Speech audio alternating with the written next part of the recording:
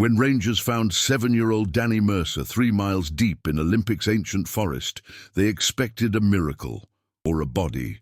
What they discovered instead was a child who'd survived 11 days in sub-freezing conditions without shelter, without supplies, and without a single scratch. The medical team noticed something else. Danny's hands bore ochre stains that matched no known plant in the region, and embedded in his jacket was a single auburn hair, 40 centimeters long, 3 millimeters thick, and according to preliminary DNA analysis, not quite human. Dr. Sarah Chen pressed her stethoscope against the boy's chest and felt her certainty crumble. The heart rate was normal. Body temperature, 97.8 degrees. No frostbite, no hypothermia, no dehydration severe enough to explain 11 days lost in weather that had killed 2 experienced hikers just last month. The child sat on the examination table in the Olympic Medical Center's isolation wing, wearing an oversized Seahawk sweatshirt someone had donated, his small hands folded in his lap. His eyes tracked her movements with an alertness that didn't match the trauma profile she'd expected. "Danny," she said gently, crouching to his eye level, "can you tell me what you remember?" The boy's gaze drifted to the window where November rain streaked the glass. "The tall one kept me warm." Sarah exchanged glances with Detective Mike Reeves, who stood near the door with his notebook open. They'd been through this twice already. The tall one. Not a person. Not someone. The phrase carried a specificity that made Sarah's skin prickle. "Can you describe the tall one?" Reeves asked, his voice carefully neutral. "Big. Like, really big." Danny spread his arms as wide as they would go. "Brown all over. Soft. Brown clothes." "No. Brown." Sarah made a note on her tablet. Possible hallucination from exposure. Dissociative state. Query psychiatric eval. But even as she wrote it, she knew the diagnosis didn't fit. The boy showed none of the cognitive impairment she'd expect from severe hypothermia. His pupils were reactive, his speech clear, his memory apparently intact for everything except the specifics of his rescuer. The physical evidence told an equally impossible story. The search and rescue team had found Danny near Whiskey Bend in a dense grove of Sitka spruce where the canopy blocked 90% of daylight. The ground around him had been cleared of debris in a rough circle, about 3 meters across. More puzzling, several branches had been bent, not broken, to form a crude lean-to structure woven with cedar fronds that still smelled fresh. The technique wasn't one any local survival expert recognized. "Let's try something else," Sarah said, pulling out a piece of paper and a crayon. "Can you draw the tall one for me?" Danny took the crayon. Forest green, she noted, and began with surprising confidence. The figure that emerged was humanoid but exaggerated. Broad shoulders, long arms that hung past the knees, a head that seemed to merge directly into the torso, with no visible neck. The face was minimal, 2 dots for eyes, a line for a mouth. But Danny added details that made Sarah lean closer. Fine, radiating lines covered the entire figure, suggesting texture. And in the figure's oversized hand, Danny drew something that looked like a bundle of sticks. "What's this?" Sarah tapped the bundle. "Fire. They made fire, but didn't... It's hard to say. They made it die quick, so nobody would see." "They..." Sarah's pulse quickened. "There was more than one. 3. But the tall one was nicest." Danny set down the crayon. "They gave me something to eat. It was gross, but I was hungry." Detective Reeves stepped forward. "What did it taste like?" "Roots. And bugs, maybe?" The child's nose wrinkled at the memory. "They mashed it up." Sarah pulled on a fresh pair of gloves and gently took Danny's hands, turning them palm up under the examination light. The ochre staining was concentrated in the creases and under the nails, consistent with prolonged contact, not casual brushing. She'd already sent scrapings to the state lab, marked urgent, but there was something else. A pattern of shallow indentations across both palms, faint and regularly spaced. "Danny, did the tall one hold your hands?" The boy nodded. "To show me how to dig for water." But their fingers were different, really strong. Sarah's mind raced through possibilities. Child abduction by a survivalist? But the search dogs had found no human scent trail beyond Danny's own. Elaborate hoax. But to what end? And how would a 7-year-old maintain such consistency under multiple interviews? She glanced at the evidence bag on the counter. The auburn hair, sealed and tagged, waiting for the full sequencing results that would take another 48 hours minimum.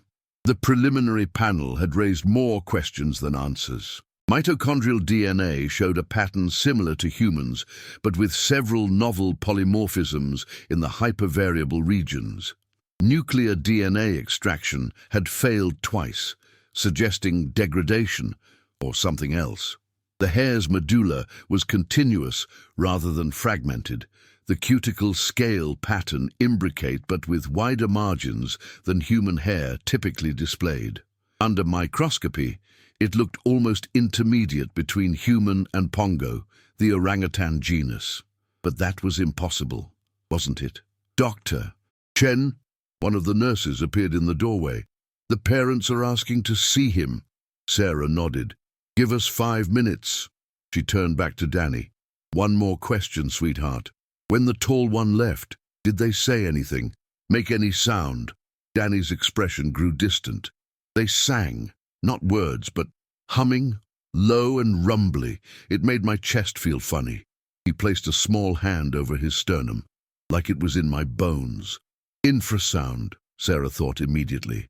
Several great ape species used vocalizations below human hearing range for long-distance communication. If something large-bodied was producing those frequencies, a child would feel the vibration before consciously registering the sound. All right, she stood, her knees cracking softly. Thank you, Danny. You've been very brave. As the boy was reunited with his tearful parents in the adjacent room, Sarah found herself staring at the evidence bag again. 40 centimeters of auburn hair, too coarse for human, too fine for bear. Detective Reeves moved beside her, his expression troubled. What do you want to do? He asked quietly. Run every test available, Sarah said. And then, I don't know. Hope we're both wrong about what we're thinking. And if we're not wrong, she met his eyes, then we have a problem that's way above our pay grade. The rain intensified against the window, a November storm rolling in from the Pacific. Somewhere out there, in the 1,600 square miles of Olympic wilderness, something had saved a child's life with methods that matched no known human culture and left behind biological evidence that might rewrite the taxonomy of the hominidae family. Sarah Chen had spent 12 years in emergency medicine, had seen trauma and triumph in equal measure, had learned to trust empirical data over intuition. But standing in that sterile room with a child's crayon drawing of an impossible being, she felt the foundation of that trust begin to shift. Her phone buzzed. A text from the state lab. Preliminary protein analysis complete. You need to see this. Calling in 5. Sarah's hand trembled slightly as she picked up the phone. Detective Reeves was still watching her, waiting for a decision neither of them was qualified to make. Mike, she said carefully, I need you to do something off the record. How far off? Far enough that if I'm wrong, we both look like idiots. Far enough that if I'm right... She trailed off, unable to finish the sentence. What do you need? Contact Fish and Wildlife. Tell them we have a potential endangered species situation. Don't specify what species. And Mike, she lowered her voice, use the conservation protocols, the ones with confidentiality clauses. He understood immediately. If something unknown was living in Olympic, something rare enough to have evaded detection for generations, the last thing they needed was a media circus or an influx of amateur cryptozoologists trampling through critical habitat. The phone rang. Sarah answered, putting it on speaker so Reeves could hear. Dr. Chen, this is Dr. Yuki Tanaka at the State Lab. I'm looking at your protein results, and I need to confirm we're interpreting this correctly. A pause. The hair sample shows keratin variants consistent with human-adjacent primates, but with a sequence divergence suggesting a split from the Homo lineage approximately 300,000 years ago. That's not scientifically possible with known hominid evolution unless we're looking at an unclassified species, Sarah finished. Yes, or contamination, but we've run it 3 times. Doctor, where exactly did this sample come from? Sarah glanced at Danny's drawing, still lying on the counter. The crayon figure with its long arms and textured body, the bundle of sticks representing controlled fire, suggesting tool use and cognitive sophistication. A patient encounter, she said carefully. Potential wildlife interaction. We're still gathering information. Well, whatever the source, this is extraordinary. I'm flagging it for the genomics team at UW. With your permission, of course. Sarah thought about Danny's words. They made fire, but made it die quick, so nobody would see. Strategic concealment, intentional isolation. A species, if that's what this was, that had learned to hide from humanity for millennia. Hold off on that, she said. 24 hours. Let me complete the medical workup first. Chain of evidence issues, she added, giving Tanaka a plausible excuse. After she hung up, Reeves spoke first. You're protecting them. I'm protecting a child who was helped by something we don't understand. And yes, maybe I'm protecting them too. Until we know more. Sarah picked up Danny's drawing, studying the careful detail the boy had added. Fine lines suggesting hair, the elongated proportions, the deliberate posture that seemed almost protective. Mike, if this is real, if there's a relict population of hominids living in Olympic, they've survived this long by staying invisible. The moment we confirm their existence, everything changes.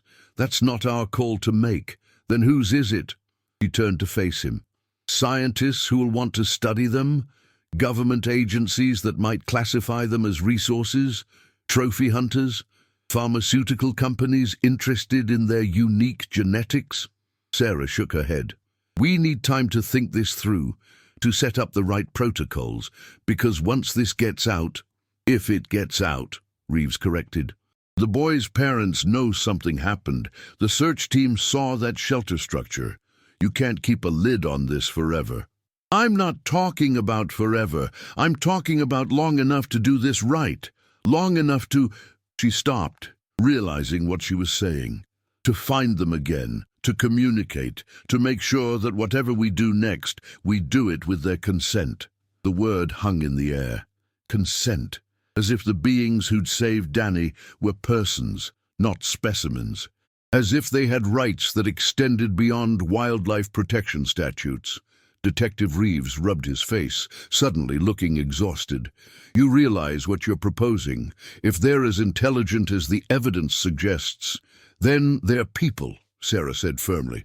Not a different species of people maybe, but people nonetheless.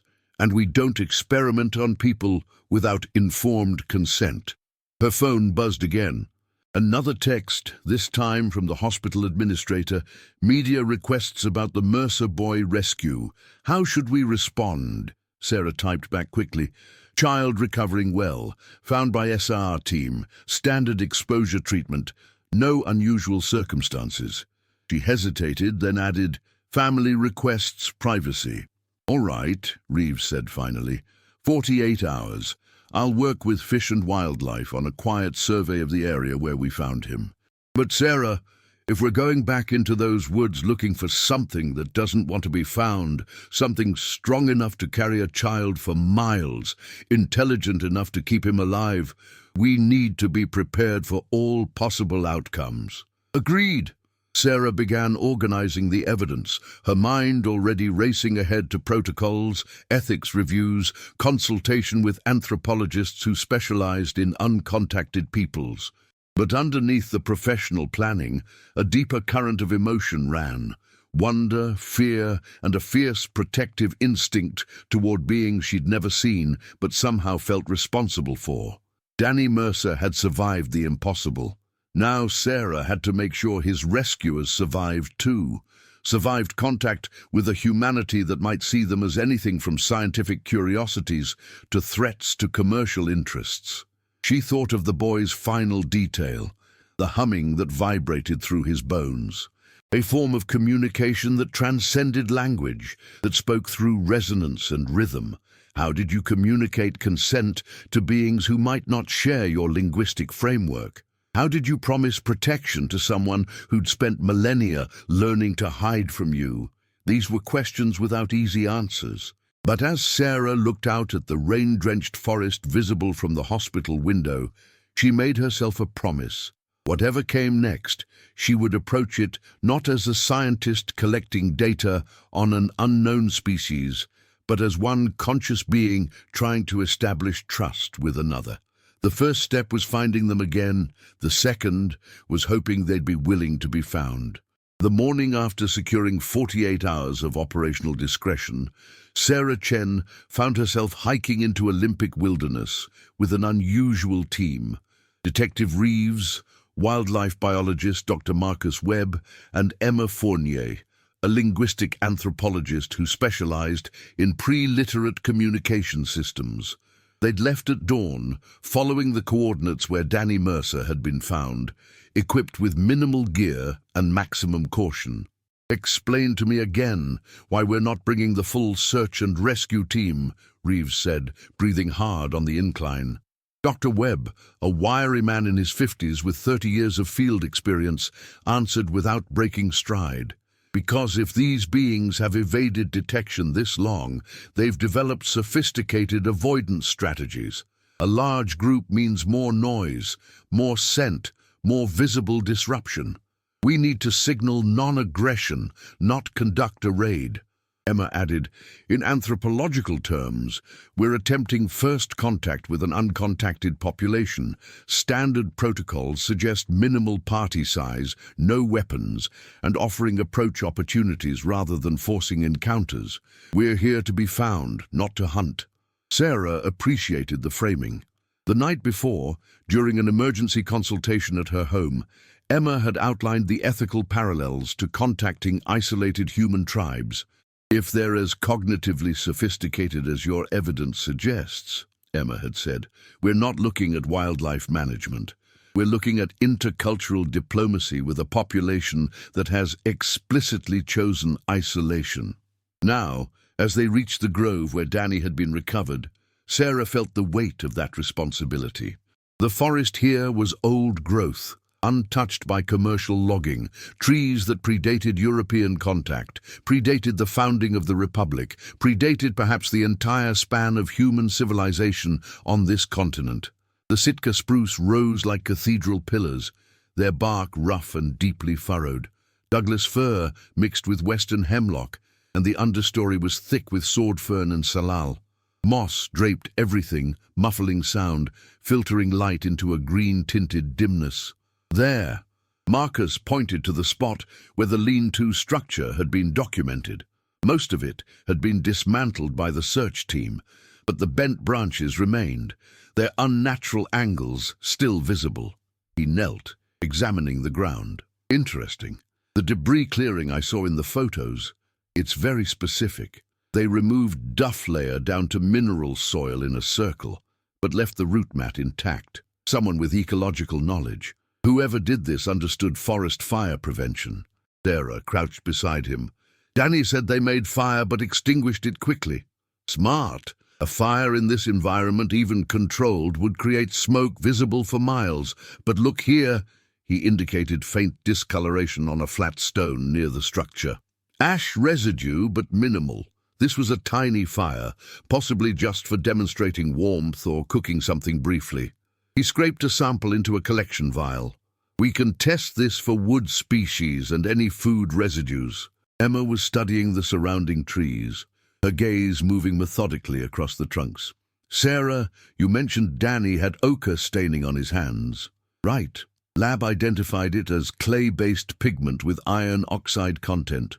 Natural sources are common enough around here, but the specific mixture suggested intentional preparation." "Look at this." Emma gestured to a hemlock about 10 meters from the clearing.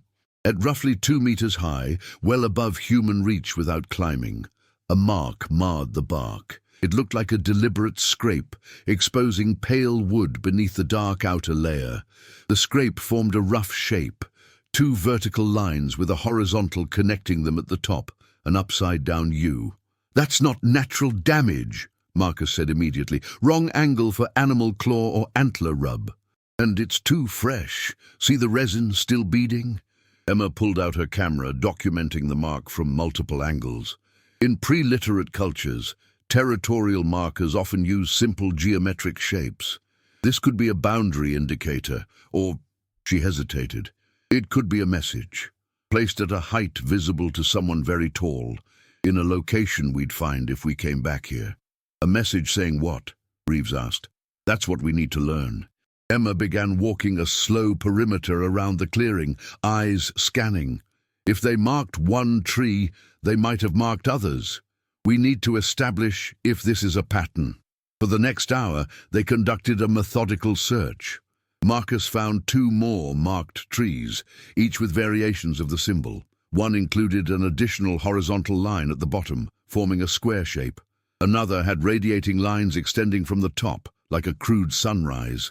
Sarah photographed each one, her mind cataloguing details. The marks were made at consistent heights, between 190 and 220 centimeters, suggesting the marker's shoulder height. The scraping tool had been neither metal nor stone. The edges of the exposed wood were compressed rather than cut, implying something firm but slightly yielding. Wood against wood, perhaps, or bone. "Here's something else," Marcus called from a ravine edge 20 meters north. They joined him, finding a small depression in the earth, roughly circular and about 40 centimeters across. The soil inside had been recently disturbed, darker and looser than the surroundings. Marcus carefully excavated, revealing a cache, several hand-sized rocks, sorted by color into distinct piles: gray slate, white quartz, red claystone. "Pigment sources," Emma said softly. "This is a prepared resource. Someone knew they'd need these and stored them in an accessible location." Sarah felt her pulse quicken. "They're still using this area." "Regularly, I'd say. These stones haven't been here long. No moss growth, minimal soil integration." Marcus stood, scanning the forest with new intensity. "We should assume we're being observed right now." The thought sent a shiver through Sarah's awareness. She glanced around, seeing nothing but trees and shadow, but feeling suddenly exposed. "If they're watching, how do we signal that we're not a threat?" Emma considered. In most first contact scenarios, offering gift exchanges is standard, but we need to be careful. Gifts can be interpreted as obligations or insults depending on cultural context we don't understand yet. She reached into her pack and pulled out several items. A bundle of dried salmon, a utility knife in a wooden sheath, a bundle of clean cloth. The semiotic principle suggests offering diverse items to gauge interest and values. Food shows practical goodwill. Tools indicate respect for capability. Fabric, she smiled slightly. Fabric is almost universally valued for its labor investment. "You're assuming they'll take them," Reeves said. "I'm assuming they'll make a choice. That choice will tell us something." They arranged the items on the flat stone where the fire ash had been found, placing them deliberately and then retreating to the edge of the clearing. Sarah pulled out a small sketch pad and began drawing, mimicking Danny's approach. A simple human figure, then the same upside-down U symbol they'd found on the trees. Beside it, she drew a circle with radiating lines, a universal symbol for peace or openness, she hoped. She placed the drawing with the gifts, weighting it with a smooth river stone. "Now what?" Reeves asked. "Now we wait," Emma said, "but not here. We need to demonstrate we're not attempting ambush or capture." We moved downhill, back toward the trailhead, and set up a camp at least a kilometer away. Give them space and time. As they prepared to leave, Sarah felt compelled to speak aloud, her voice carrying into the green dimness. "We're trying to help. The boy, Danny, he wanted us to say thank you. We won't hurt you. We won't tell others about you, not unless you want us to." The words felt inadequate, presumptuous even, but Emma nodded approvingly. Verbal cues matter. Even if they don't understand English, tone and intent often translate across species. They hiked back down, establishing a base camp in a relatively flat area beside Whiskey Creek. Marcus set up a modest tent while Emma and Sarah began preparing their observational protocol. Reeves, despite his investigative instincts, sat quietly, absorbing the unusual nature of their mission. "You know," he said after a while, "in 22 years of police work, I've never written a report I couldn't file. How exactly do I document this?" "You don't," Sarah said. "Not yet. Not until we understand what we're dealing with and establish clear ethical guidelines." She thought about the hair sample, still undergoing analysis at UW's genomics lab under a false research pretense. The results would come soon, and she dreaded what they might confirm. They spent the day in camp, taking turns monitoring the trail that led back to the clearing. Marcus set up motion-activated cameras at strategic points, carefully concealed and programmed to capture without flash or sound. "If they approach," he explained, "we'll have documentation, but we're using infrared, no visible light, less intrusive." As afternoon faded into evening, Emma built a small fire, legally permitted in the designated area, and began preparing dinner. The ritual of cooking, the smell of food, the visible smoke, all signals of peaceful human activity. "Tell me about your work with uncontacted tribes," Sarah asked as they ate. Emma poked at the fire with a stick. "I've consulted on 3 situations where modern governments had to decide how to approach isolated populations. The ethical question is always the same. Does the population have the right to refuse contact? And if so, how do you protect that right when external pressures, logging, mining, infrastructure development, encroach on their territory?" What's the answer? There isn't one answer. In Brazil, there's a formal policy of no contact for certain Amazonian tribes. The government protects their territory but doesn't attempt interaction unless the tribe initiates. In Papua New Guinea, it's more complicated. Some groups have chosen gradual integration, others remain isolated. Emma looked up at the darkening forest. But here's the thing. In all those cases, we're talking about Homo sapiens. Humans with human rights, recognized by international law. If your evidence is correct, Sarah, we're facing a question that's never been asked before in a legal or ethical framework. What rights does a non-human person have? Non-human person, Sarah repeated. Is that how you'd classify them? Legally, some jurisdictions have started recognizing personhood in great apes and cetaceans. Species with demonstrated self-awareness, tool use, culture, language capacity. If these beings possess all those traits, and they're taxonomically close enough to humanity to potentially interbreed. She stopped. Sorry, that's a speculative leap. But the genetic divergence you described, 300,000 years, that's around the time Homo sapiens and Neanderthals were diverging. Neanderthals interbred with sapiens. They're considered a separate species, but clearly compatible enough for gene flow. Marcus leaned forward. You're suggesting these could be a sister species to humanity that survived into the modern era. I'm saying it's one hypothesis. Another is a relict population of Homo erectus, or an unknown member of the Homo genus that evolved in isolation, or something we don't have a taxonomic category for yet. Emma shrugged. The evidence is too preliminary. But whatever they are, they saved a child's life using knowledge and compassion. That's person-like behavior by any standard.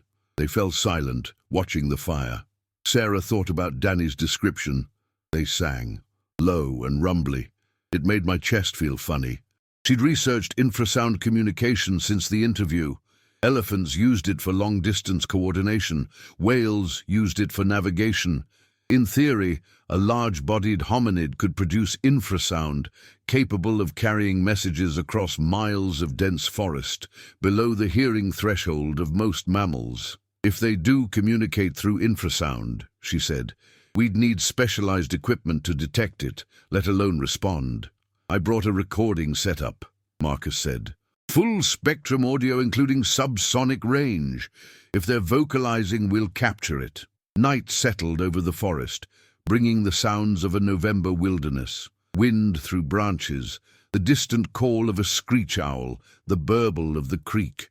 Sarah took first watch, sitting near the fire with Marcus's recording equipment running continuously. The infrared cameras were positioned to alert her phone if they detected movement in the higher zones. Around midnight, her phone vibrated. Camera 3, the one positioned nearest the clearing, had triggered. Sarah's hand went to Marcus's shoulder, waking him silently. Together, they reviewed the footage on the small screen. A figure moved through the frame, visible only as a heat signature against the cooler forest background.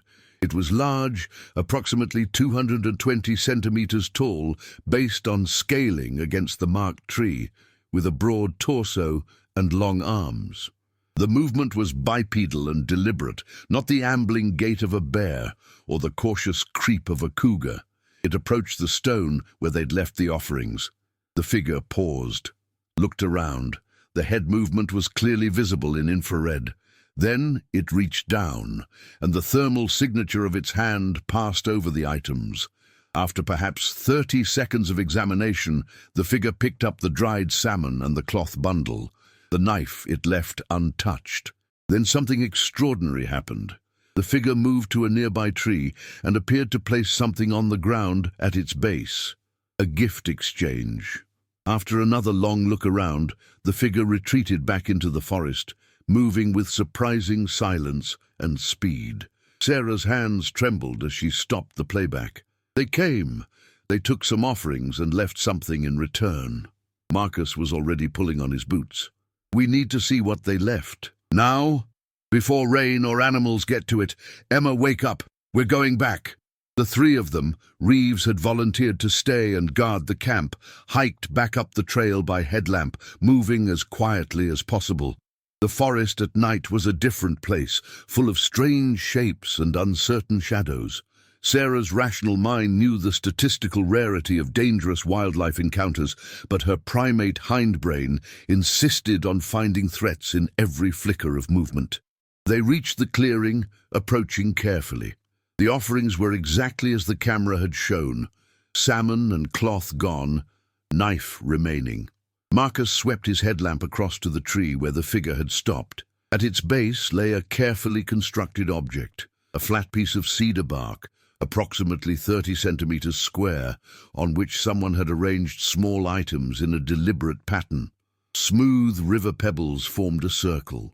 Inside the circle, a series of natural objects, 3 pine cones of graduated sizes, 2 types of fern fronds arranged in parallel, a cluster of bright red salmonberries, remarkable for November, and a small bird skull, cleaned and white. Emma knelt beside it, her breath visible in the cold air.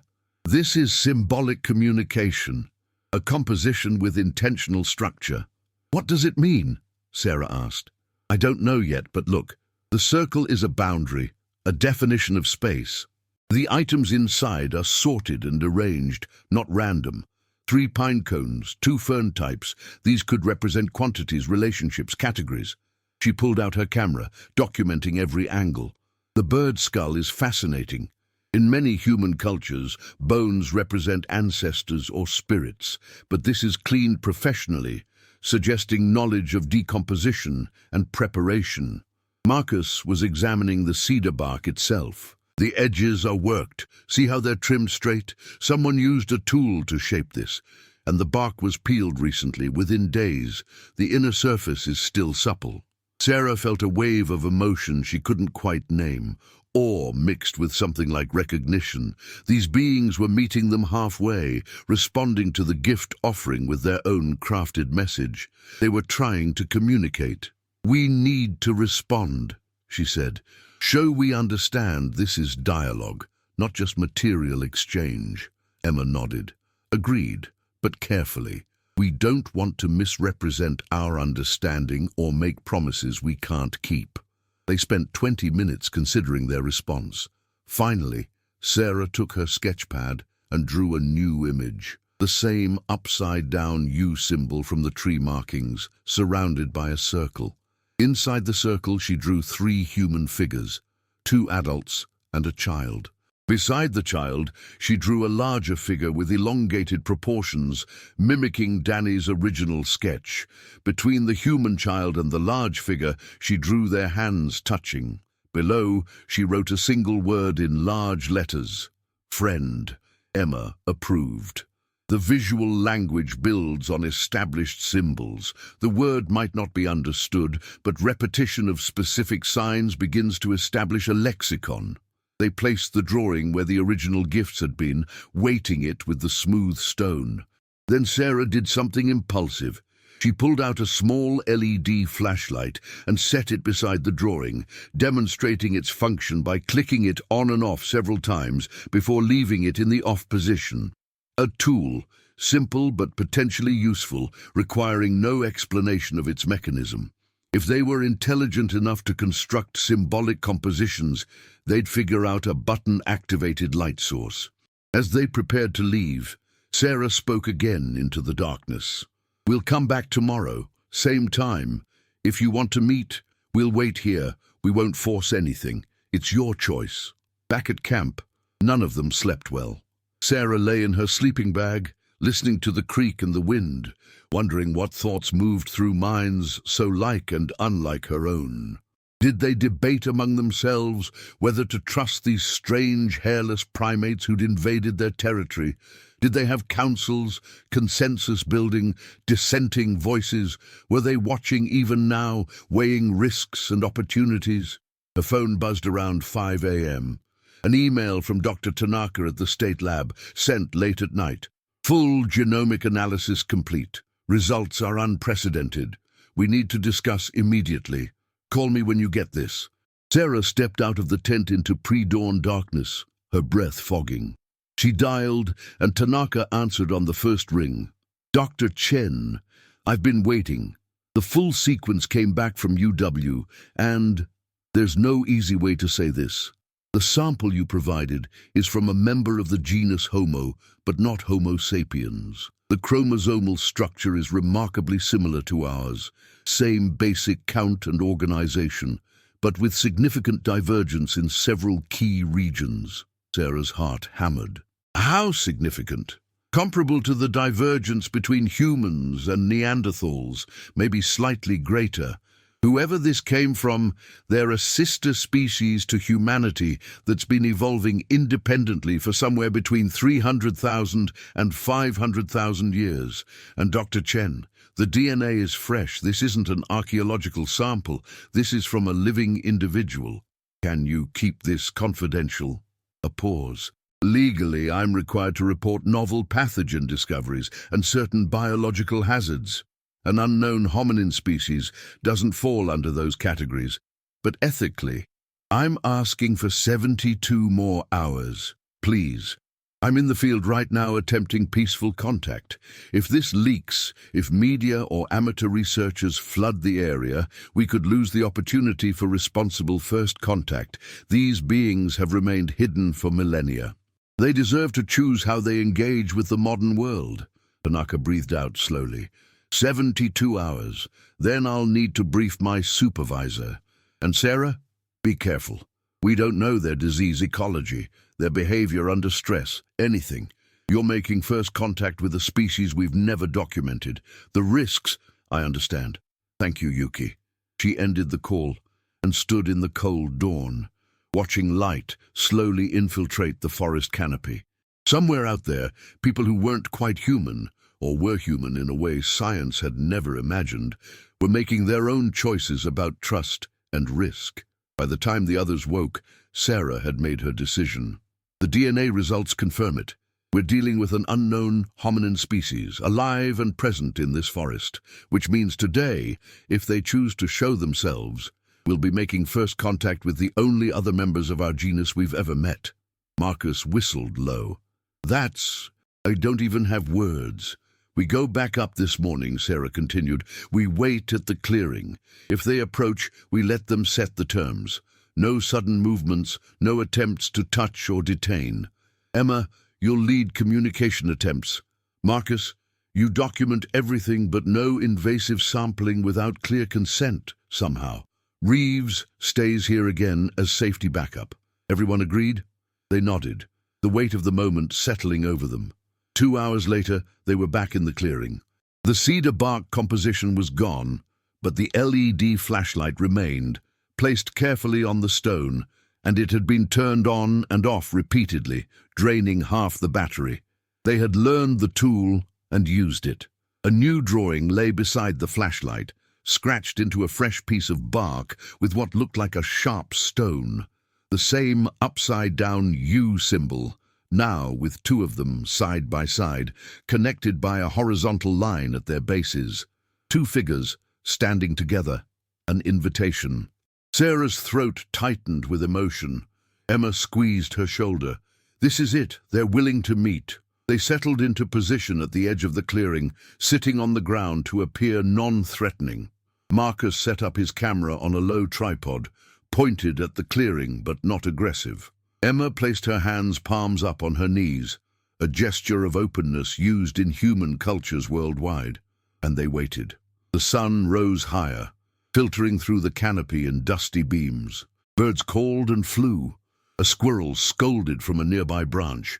Time stretched, and Sarah felt her knees begin to ache, but she didn't move. Then, just before noon, the forest changed. She couldn't identify exactly what shifted, perhaps a subtle alteration in the quality of sound or the pattern of shadow. But suddenly she felt observed, and not by wildlife. A figure stepped from behind a massive Sitka spruce 30 meters away. Sarah's first coherent thought was, "Oh, they're beautiful." The being stood upright, easily 215 centimeters tall, with broad shoulders and a powerful barrel chest. The body was covered in auburn hair, not fur, hair, with visible texture and slight wave, longer on the head and shoulders, shorter on the limbs. The face was surprisingly flat, not as prognathous as great apes, but not as orthognathic as humans. The brow ridge was prominent, the nose broad and flattened. The eyes were deeply set under that ridge, but Sarah could see them tracking, intelligent and wary. The being wore nothing, but carried a woven satchel over one shoulder, made from some kind of plant fiber. The hands were large, with thick fingers and dark palms, but the thumb opposition was clearly human-like. The feet were massive and bare, with robust toes. For a long moment, nobody moved. The being studied them with an intensity that made Sarah acutely aware of being evaluated, judged, measured against some unknown criteria. Then the being reached into the satchel and pulled out a bundle. Moving slowly, telegraphing every motion, it walked closer, 20 meters, 15, before stopping and carefully placing the bundle on the ground. Then it retreated back to the tree line. Emma stood slowly, hands still visible and open, and approached the bundle. She knelt, unwrapped it, and gasped softly. Inside were 3 items: a perfectly napped stone hand axe, showing expert bifacial flaking technique, a small basket woven so tightly it could hold water, filled with what looked like prepared root vegetables, and a photograph. A photograph. Sarah joined Emma, staring at the image. It was old, faded, the colors shifted with age, probably from the 1970s based on the saturation and border style. It showed a man in ranger uniform standing next to a large tree, and beside the ranger, partially visible in the shadow, was a figure, tall, covered in dark hair, unmistakably similar to the being watching them now. On the back of the photo, in faded ink, "They're real. They need protection. GM, 1974. Someone else knew," Marcus breathed. "Someone documented this 50 years ago." Sarah looked up at the being, who watched their reaction intently. This wasn't just a gift exchange. This was evidence, carefully preserved, that contact had happened before. And whoever GM was, they'd made the same choice Sarah was facing now, to protect rather than expose. She stood, held up the photograph so the being could see she understood its significance, and then placed her hand over her heart, a gesture she hoped conveyed respect and promise. The being tilted its head, then mimicked the gesture. Hand over chest, held for a long moment. Sarah felt tears prick her eyes. Across 500,000 years of evolutionary divergence, the language of respect and recognition still translated. Emma slowly pulled out her own offering, a laminated field guide to Olympic flora with detailed photographs and illustrations. She held it up, then opened it to a random page showing edible plants. She pointed to a picture of camas lily, then to the roots in the basket, raising her eyebrows in question. The being stepped closer, 10 meters now, and made a sound. Low, rumbling, with harmonic overtones that Sarah felt in her chest more than heard with her ears. Not words, but clearly intentional vocalization, communication. Emma responded by pointing to herself. "Emma," she said clearly, then to Sarah. "Sarah," then to Marcus. "Marcus." She pointed to the being, offering it the opportunity to reciprocate. The being made another sound, this one with a click at the beginning and a drawn-out vowel. "Karam, Karam," Emma repeated carefully. The being, Karam, made a sound that could have been approval or simply acknowledgement. Then Karam did something extraordinary, reached into the satchel again and pulled out a small bundle of sticks. With quick, practiced movements, Karam arranged them on the ground in a pattern, then pulled out a fire-starting bough, a curved branch with a cord made from twisted plant fiber, and a straight drill stick. Fire. Karam was demonstrating fire-making.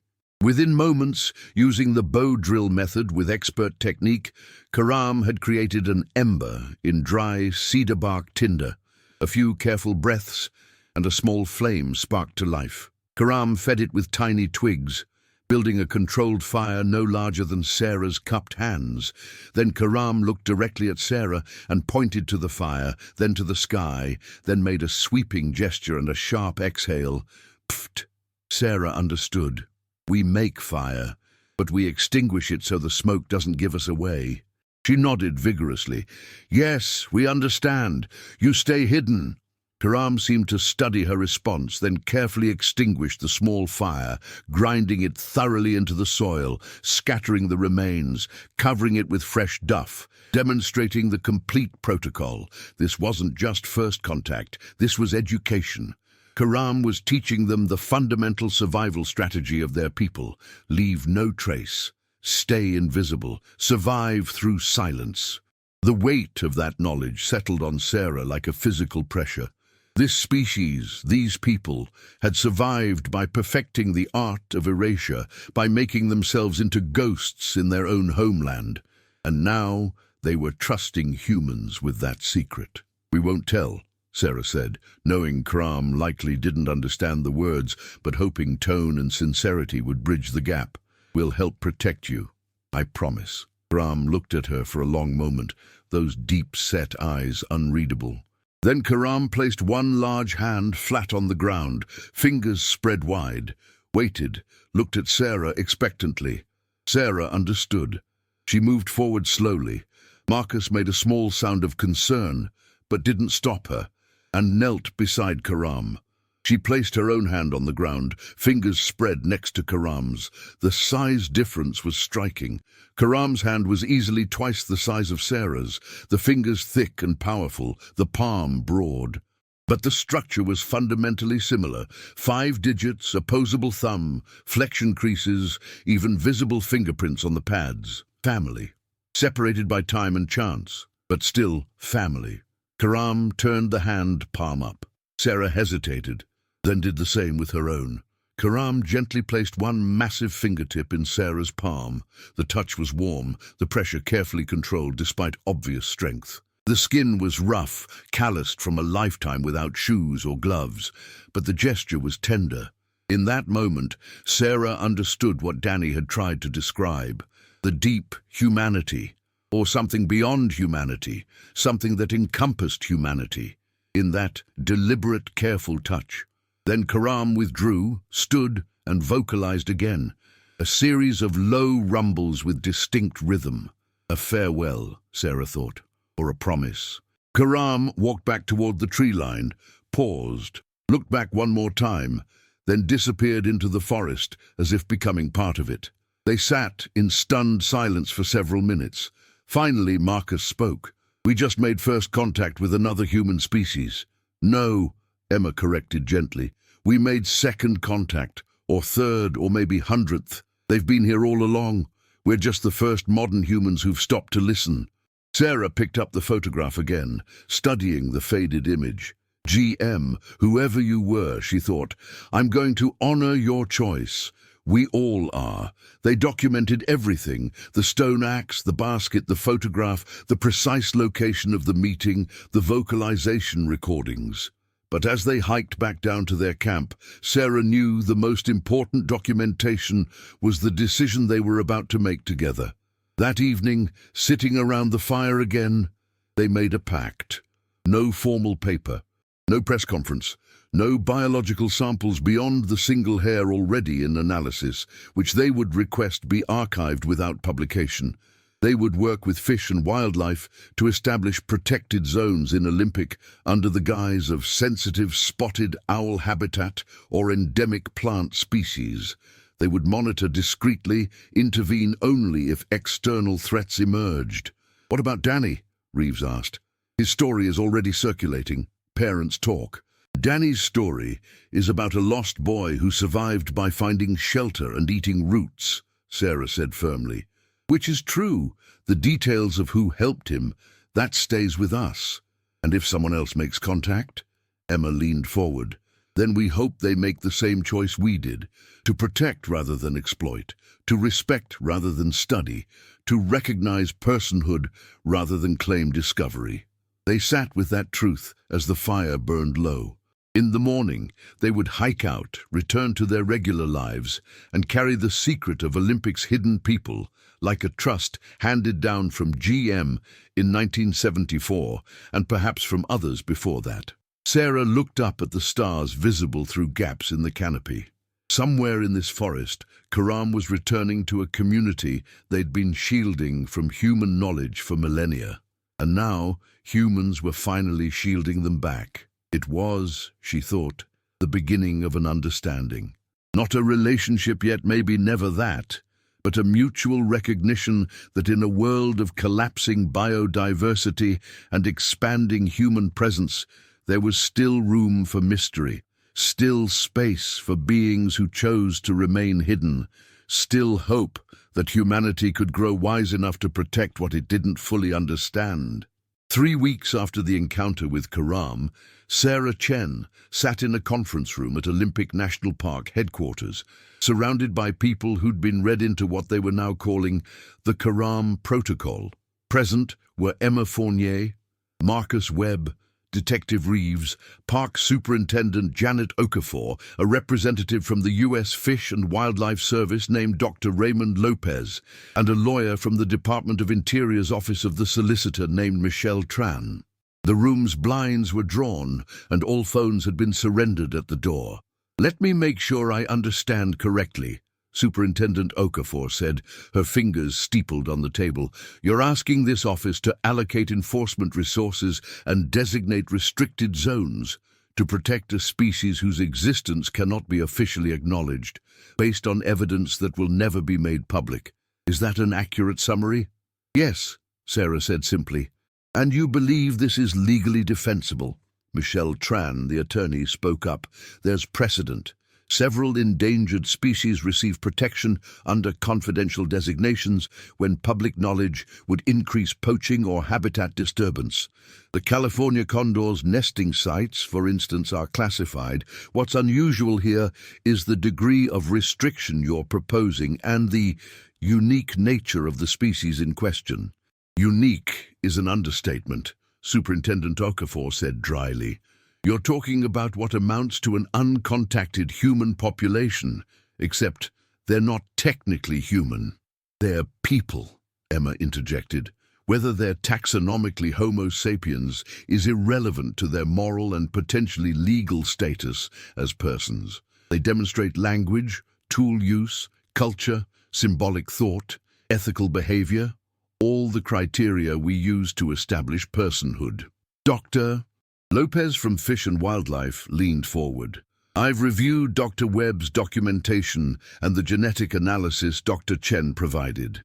If this were a discovered population of chimpanzees with similar cognitive capabilities, we'd have clear conservation pathways. But this is unprecedented. A hominin species, likely with hybridization potential, with humans given the genetic proximity, living in a designated national park on US soil. He paused. Do you have any idea of population size? No, Marcus admitted. Based on the territory markers we've documented, we estimate they use an area of at least 200 square miles, but that could be one extended family group or several. Karam implied through gesture that there were others, plural, but we don't know how many. And they've managed to avoid all previous detection, Okafor said.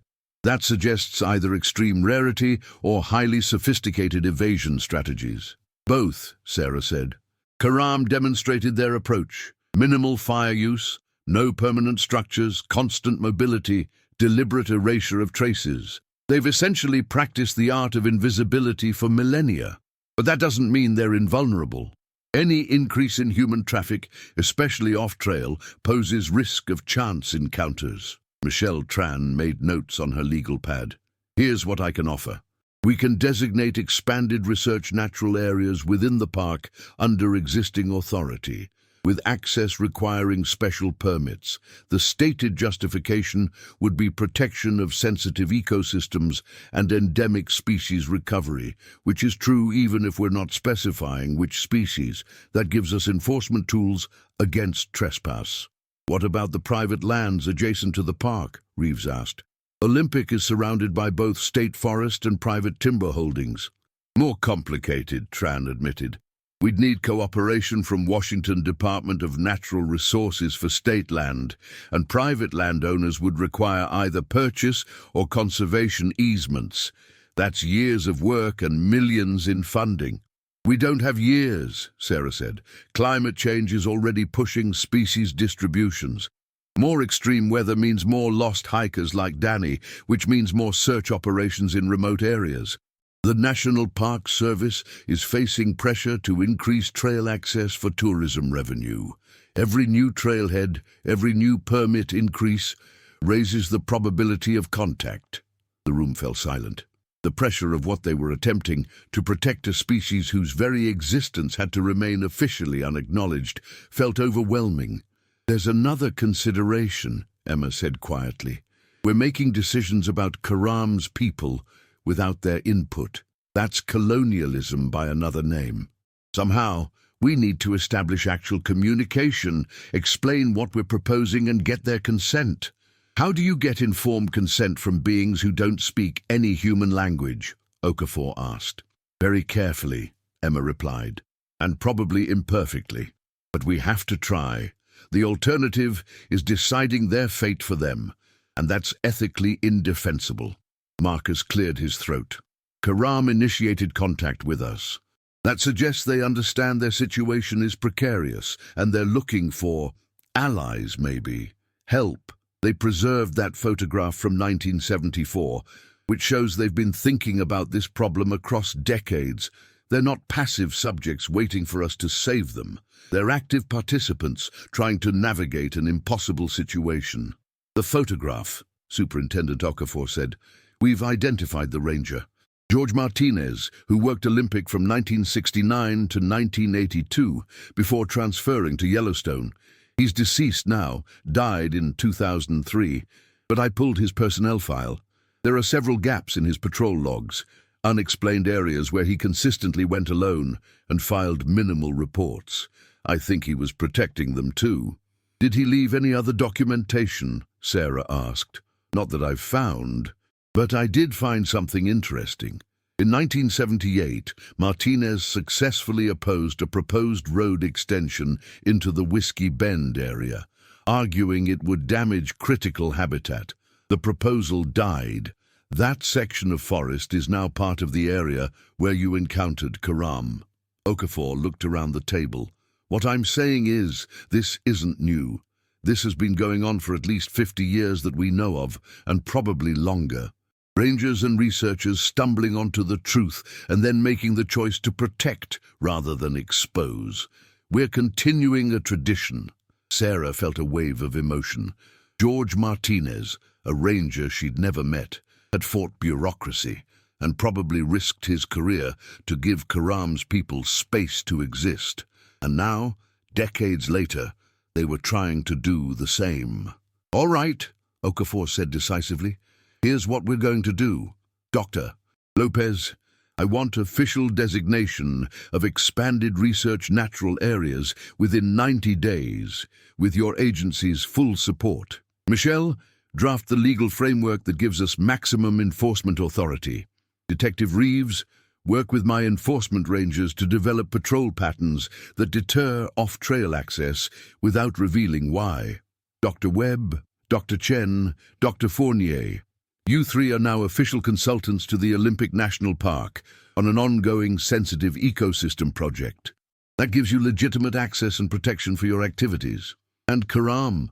Emma asked. "How do we continue dialogue?" "Carefully," Okafor repeated. "Monthly visits to the contact site, maybe. Leave offerings, establish routine, see if they engage. But no aggressive pursuit, no attempt to track or follow. They'll communicate if and when they choose." Over the following months, they established a pattern. The first Wednesday of each month, Sarah, Emma, and Marcus would hike to the clearing where first contact had occurred. They'd leave gifts, always practical items like tools, fabric, non-perishable food, and symbolic communications, drawings, photographs of the protected forest areas, simple maps showing the boundaries they were trying to establish. Sometimes the offerings were taken, sometimes they weren't. Twice, Karam appeared, watching from a distance, but not approaching. Sarah woke in the night at their monitoring camp to find a basket of prepared roots outside her tent, a gift left in profound silence. The communication evolved slowly. Emma began leaving instructional drawings, how to use a compass, what the symbols on their maps meant, what a camera was and how it worked. In return, they sometimes found careful compositions of natural objects, which Emma painstakingly interpreted as information about seasonal movements, food sources, territorial boundaries. It wasn't language, not exactly, but it was dialogue. In June, 8 months after Danny Mercer's rescue, Sarah received a call from Detective Reeves. "We have a situation. A logging company was petitioning to purchase and harvest a section of state forest land directly adjacent to the park, claiming it was mature timber ready for sustainable harvest. The parcel included 1,500 acres of old-growth forest that Marcus had identified as likely critical habitat for Karam's people. "Can we stop it?" Sarah asked. "Not easily. It's legal, permitted, and the economic argument is strong. Unless there's a documented endangered species," which there wasn't. Officially, Sarah called an emergency meeting. They gathered again in Superintendent Okafor's office, now joined by representatives from several conservation NGOs that Okafor had carefully recruited without revealing the full situation. "We need to raise the money to buy the parcel outright," Emma said. "Keep it out of private hands." "That's $3 million at current market rates," one of the NGO representatives said. "For a single conservation purchase in an area that's already mostly protected, that's a hard sell to donors." "Then we need to find someone who understands what's at stake," Marcus said. Sarah had an idea. "Danny Mercer. His parents have been trying to find a way to give back after their son was saved. What if we approached them? A 7-year-old's parents don't have $3 million. Reeves pointed out. "No, but Danny's father is CFO of a major Seattle tech company. He has networks, connections to people with that kind of money who care about conservation." Sarah pulled out her phone. "Let me make a call." 3 weeks later, Sarah sat in a coffee shop in Seattle across from Robert and Jennifer Mercer, Danny between them. The boy had grown since she'd last seen him in the hospital, now 8 years old and healthy, if unusually serious for his age. "Danny still talks about them," Jennifer said quietly. "The tall ones. His therapist thinks it's how he processed the trauma, creating protector figures. But we know something really happened out there." "Something did," Sarah confirmed. She'd debated how much to reveal, but looking at these parents who'd nearly lost their child, and then gotten him back because of Karam's intervention, she made a choice. "Your son was saved by beings who live in that forest. Beings who've been there for thousands of years, who've managed to stay hidden because they're extraordinary at it, but they're running out of room, running out of safety. Robert Mercer studied her. "You're serious. Completely." "Bigfoot," Danny said suddenly. "That's what kids at school call them. But that's not right. They're not monsters. They're nice." Sarah met the boy's eyes. "You're absolutely right, Danny. They're not monsters. They're people. Different from us, but people. And they need help." She explained about the logging parcel, the habitat threat, the need for quick action. Robert listened without interrupting, his business executive's mind clearly assessing logistics and feasibility. "$3 million, he said finally. "That's achievable. I know 4 people who'd write checks that size if they understood what it was for, but they'd want to know, want proof. I can't give you proof that would hold up in court or be published, but I can show you something." Sarah pulled out her tablet and opened a folder. "These are footprint casts, DNA analysis reports, photographs of tool-making, video footage." She showed them the thermal imagery of Karam approaching the offerings, the audio spectrograms of the infrasound vocalizations, the pictures of symbolic compositions. Jennifer Mercer's hand went to her mouth. Robert was silent for a long moment. "You're asking us to help protect them," Robert said. "To buy the land and make sure it stays wild." "Yes." "Without being able to tell anyone why it matters." "Yes." Danny tugged his father's sleeve. "We should help them, Dad. They helped me." Robert looked at his son, then at Sarah. "All right, give me 2 weeks. I'll get the money together." 12 days later, a newly formed conservation trust, funded by anonymous donors, purchased the 1,500-acre parcel and immediately placed it under permanent conservation easement, with management transferred to Olympic National Park. The logging company got a fair price, the state got a win for conservation, and Karam's people got crucial habitat protection. Sarah hiked to the clearing on the next scheduled visit, carrying a new offering.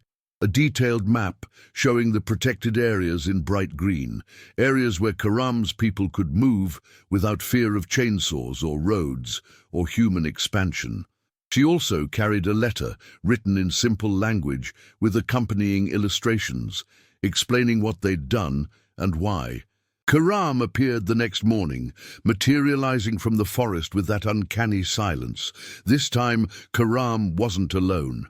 2 others emerged behind them, one slightly smaller than Karam, the other larger and more robust, with silver threading through the auburn hair. Sarah's heart hammered, but she stayed seated, hands visible and still. Emma and Marcus beside her did the same. Karam approached closer than ever before, close enough that Sarah could see the details of their face, the intelligence in those deep-set eyes, the way expression moved through features that were almost but not quite human. Karam picked up the map, studied it with clear comprehension, then looked at Sarah. The vocalization that followed was complex. Multiple tones, rhythmic pulses, emotional inflection. Sarah didn't understand the sounds, but she understood the meaning. "Thank you." Karam carefully folded the map and placed it in their satchel. Then they reached out. Sarah held her breath and gently touched her shoulder. Just for a moment. A touch of acknowledgement, of connection, of trust earned. Then Karam and the others turned and walked back into the forest. But before disappearing completely, Karam looked back and raised one hand, palm forward. A wave, a gesture of farewell that was purely, unmistakably communicative. Sarah raised her hand in return, tears streaming down her face. "We did it," Marcus whispered. "We actually did it." But Emma was more cautious. "We did something. We bought them time and space. But this isn't over. It's just beginning." She was right. Over the following year, the work continued. More land acquisitions, funded by the growing network of secret donors who'd been brought into the circle. Stricter enforcement of backcountry permits. Careful monitoring of trail usage patterns. And monthly visits to the clearing, maintaining the dialogue that had become routine. Karam appeared irregularly, sometimes alone, sometimes with others. Communication improved gradually. They developed a shared visual lexicon, symbols for danger, for safety, for boundaries, for seasons. Emma documented everything, creating what was effectively the first human other hominin dictionary. In autumn, a year after Danny's rescue, Karam appeared at the clearing with a gift that made Sarah understand how much trust had been established. It was a child, not human, but unmistakably Karam's species, perhaps 3 years old, clinging to Karam's torso. The child peeked at the humans with enormous eyes, curious but shy. Karam set the child down gently, keeping one protective hand on their shoulder, and made a vocalization that included sounds Sarah had learned to recognize, the pattern that meant family. Then Karam pointed to Sarah, to Emma, to Marcus, and repeated the sound. "You are family too." Sarah knelt, bringing herself to the child's eye level. "Hello," she said softly. "We're friends. We'll keep you safe." The child tilted their head, then cautiously reached out one small hand, touched Sarah's finger and giggled, a sound that transcended species, pure and delighted. In that moment, Sarah understood that they hadn't just protected a species. They'd made a promise across the boundary of speciation itself, a promise that as long as humans like her existed, Karam's people would have allies, would have guardians, would have what every isolated population needs, someone willing to stand between them and the grinding pressure of the modern world. But the moment also crystallized the weight of the secret she carried. Every time she left the forest and returned to her normal life, the gap between what she knew and what she could say grew wider. She'd become part of a tradition that stretched back decades, maybe centuries, people who knew the truth and chose silence. The cost of that silence was personal. Sarah couldn't publish her findings, couldn't share her experiences, couldn't seek recognition for the most important work of her career. Her relationship suffered. Her partner couldn't understand the time she spent consulting for the park service, or the way she'd wake from dreams she couldn't explain. Eventually they separated. Emma struggled similarly. As an anthropologist, she'd devoted her life to studying and sharing human diversity. Now she possessed documentation of the most significant anthropological discovery in history and could never publish a word. Marcus handled it better, perhaps because his career had always been about conservation rather than recognition. "I'm not protecting them for credit," he told Sarah once. "I'm protecting them because it's right." But the hardest part wasn't personal sacrifice.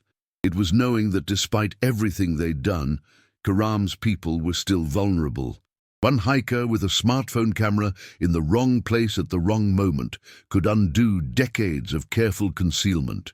One genetic sample sent to the wrong lab could trigger a scientific frenzy. One overeager journalist following up on Danny Mercer's story could connect threads that should remain unconnected. The tension came to a head in the 3rd year. A nature documentary crew petitioned to film in Olympics backcountry, specifically in areas near the protected zones. Superintendent Okafor denied the permit, but the production company appealed, claiming arbitrary restriction of public lands. The appeal was escalating to federal court.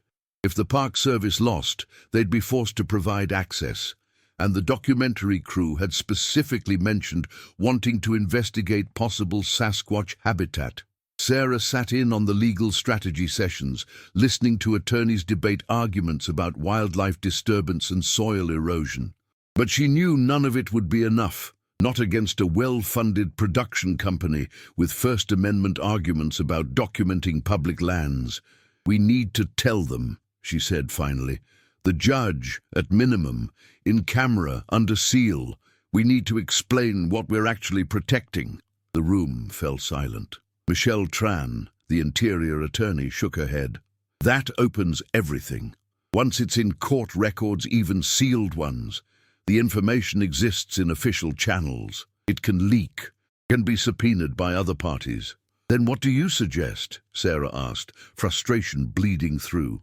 "We just let them film and hope Karam's people somehow manage to stay completely hidden while a crew spends 6 weeks in their territory." "I suggest," came a new voice from the doorway, "that we ask them what they want. Everyone turned. It was Emma, just arrived from a field visit. She looked exhausted and exhilarated in equal measure. "Karam approached me this morning," Emma continued. "They brought something." She pulled a bundle from her pack and unwrapped it carefully. It was a hide. Deer, Sarah thought, scraped and prepared, roughly square and about 1/2 meter per side. And drawn on it in ochre and charcoal were images, human figures and Karam's people together. Trees, mountains, a symbol that had become their shorthand for boundary or protection. And at the center, a new symbol, a handprint, human-sized, overlaid with a larger handprint of Karam's people. "It's a treaty," Emma said quietly. "They're proposing an alliance, formal, symbolized, witnessed. They understand we've been protecting them, and they want to make it official, in their cultural framework at least." Sarah studied the hide, the careful artistry, the deliberate symbolism. This wasn't just communication anymore. This was diplomacy. "How do we respond?" Superintendent Okafor asked. "We create our own version," Emma said, "a document that symbolizes our commitment, and we perform a ceremony, whatever that looks like, where both sides witness and affirm the agreement." "That's not legally binding," Michelle Tran pointed out. "No, but it's morally binding, which might matter more." Emma met Sarah's eyes. "And it gives us a narrative. If we ever have to explain why we've gone to such lengths to restrict access, why we've spent millions on land protection, we can say we made a promise, not to a species, but to a people. We can argue this is a matter of indigenous rights, of protecting a population that's been on this land far longer than any human settlement. It's not a legal argument that will definitely win, but it's something." 3 weeks later, under a new moon in early December, they gathered at the clearing. Present were Sarah, Emma, Marcus, Detective Reeves, Superintendent Okafor, and 2 tribal elders from the lower Elwha Klalam tribe, whose traditional territories included the Olympics. The tribal elders had been approached carefully and had agreed to witness without requiring full explanation, though Sarah suspected they understood more than they said. Their oral traditions, after all, included stories of stick people who lived in the deepest forest. Karam appeared with 5 others, the 2 who'd accompanied them before, plus 3 new individuals, including the young child Sarah had met the previous year. They moved with the silence of falling snow, arranging themselves across from the humans. Emma stepped forward, carrying the document they'd created, a large sheet of durable synthetic paper, illustrated with the same symbols Karam had used, showing the boundaries of protected lands, the shared symbols of peace and cooperation, and at the center, overlapping handprints. She placed it on the stone that had become their altar of exchange. Then she stepped back and made the vocalization they'd learned meant offering. Karam approached, examined the document, and made a sound of approval. Then Karam brought out their hide treaty and placed it beside the human version. The 2 documents lay side by side, different materials and techniques but aligned in purpose. One of the tribal elders stepped forward and began to speak in Klalam, his voice carrying the cadence of formal oratory. Sarah didn't understand the words, but she understood the intent: blessing, witnessing, affirming. When he finished, Karam responded with a vocalization that lasted nearly a minute, tones that rose and fell, rhythms that pulsed like heartbeats, harmonics that Sarah felt in her bones. It was song and speech, and something beyond both. Whatever language Karam's people had developed over 500,000 years of independent evolution, this was its formal register. This was how they sealed promises. Then, Karam did something that shocked everyone. They pulled out a knife, the same utility knife that had been offered and refused during the first exchange, and made a small cut on their palm.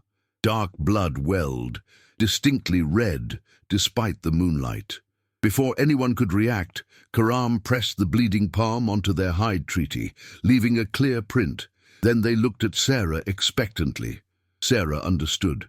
Blood oath, found in cultures across humanity, and apparently across the Homo genus. She pulled out her own knife, made a shallow cut on her palm, forcing herself not to flinch, and pressed her hand onto the synthetic document, leaving a crimson print beside Karam's artistic representation. Their eyes met across the space between species. In Karam's gaze, Sarah saw recognition of what this cost. The pain, yes, but more the irrevocable commitment. Blood given in promise was blood that bound. Karam made a sound that Sarah had learned meant finished or sealed. Then carefully they rolled up both documents and placed them in a niche in a nearby tree, clearly prepared for this purpose. A cache where the treaty would remain, hidden but accessible, a record of the promise both sides had made. The ceremony ended with Karam's people vocalizing together, a chorus of infrasound that made Sarah's sternum vibrate, and then they melted back into the forest. But this time, the young child looked back and raised one small hand in the wave gesture they'd learned from humans. Sarah waved back, tears freezing on her cheeks in the December cold.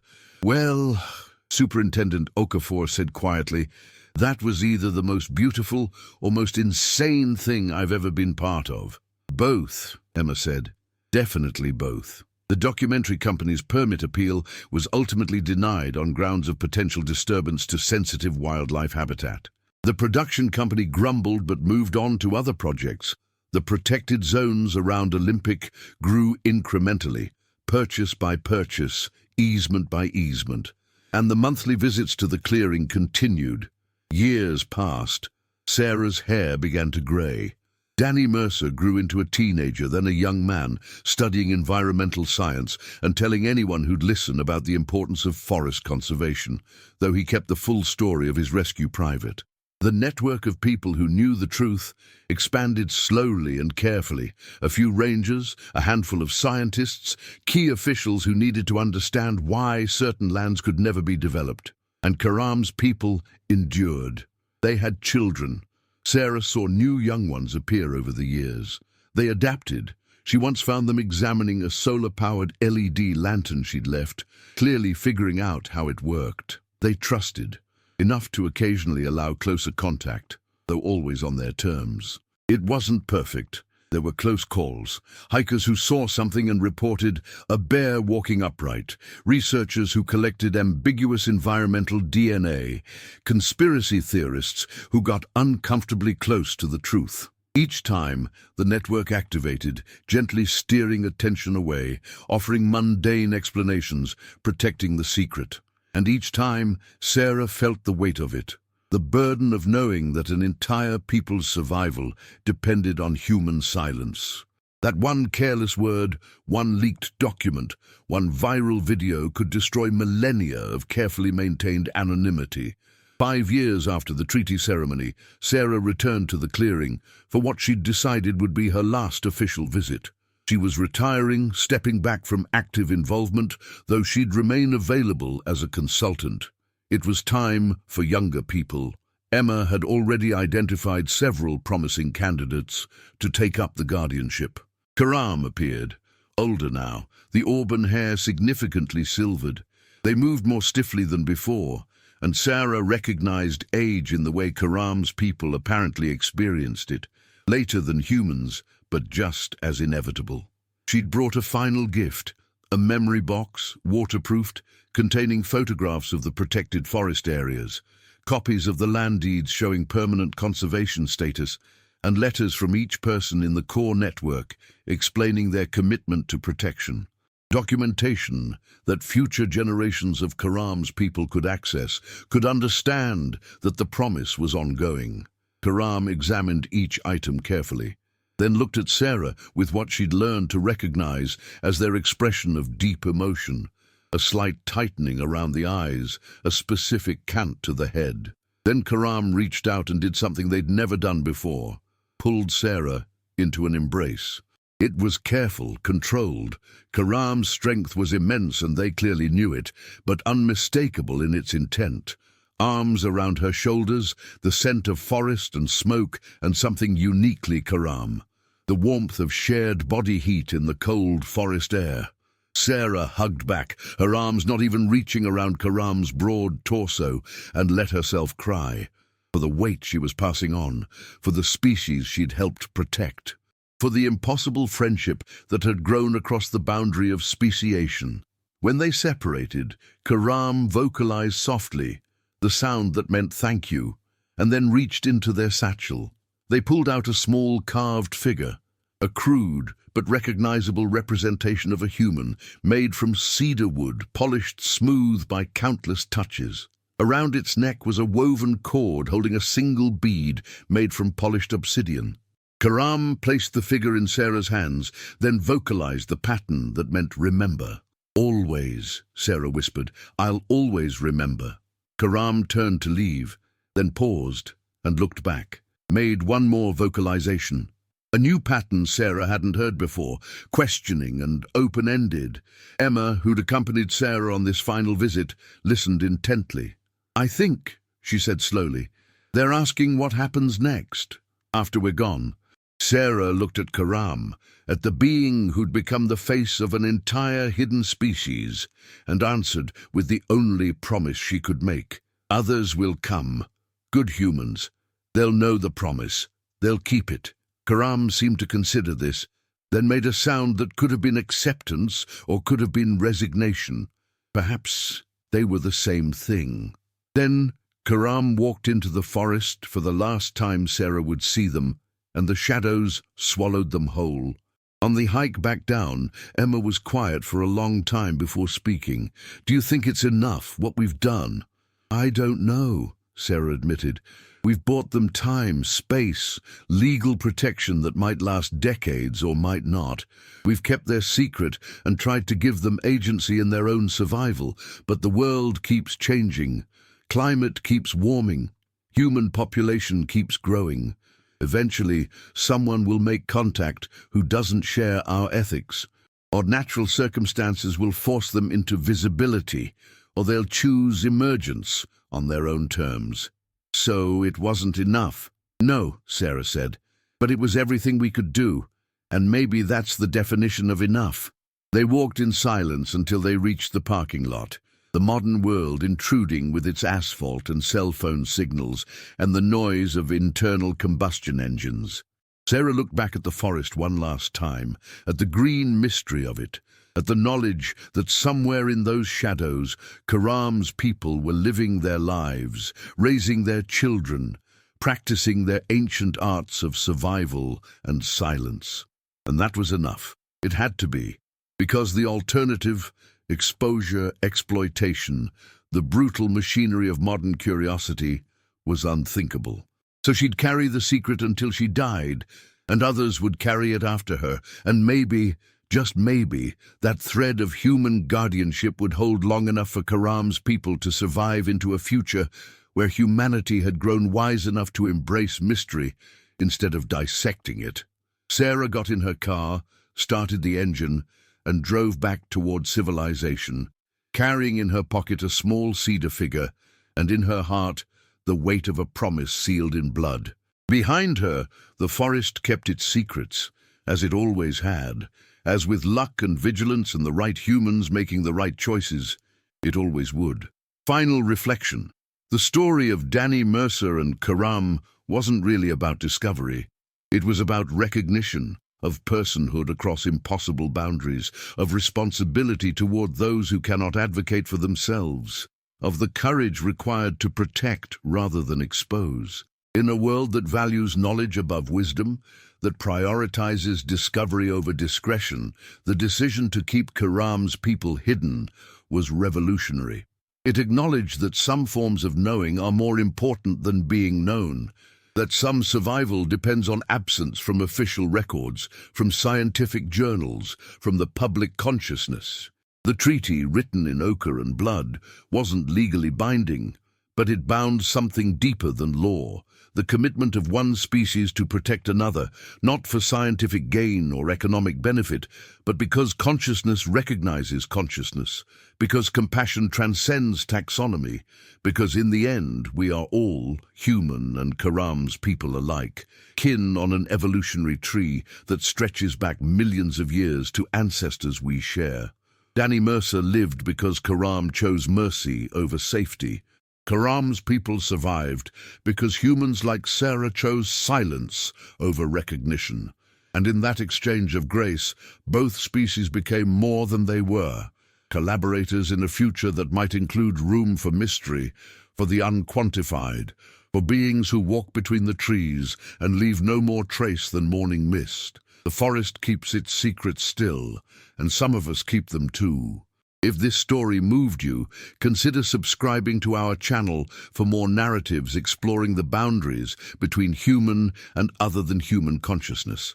Leave a comment sharing your thoughts on ethical first contact. What would you do if you encountered Karam in the wilderness? Would you protect their secret, or would the drive to share such a discovery be too powerful? Your perspectives matter as we explore these profound questions together.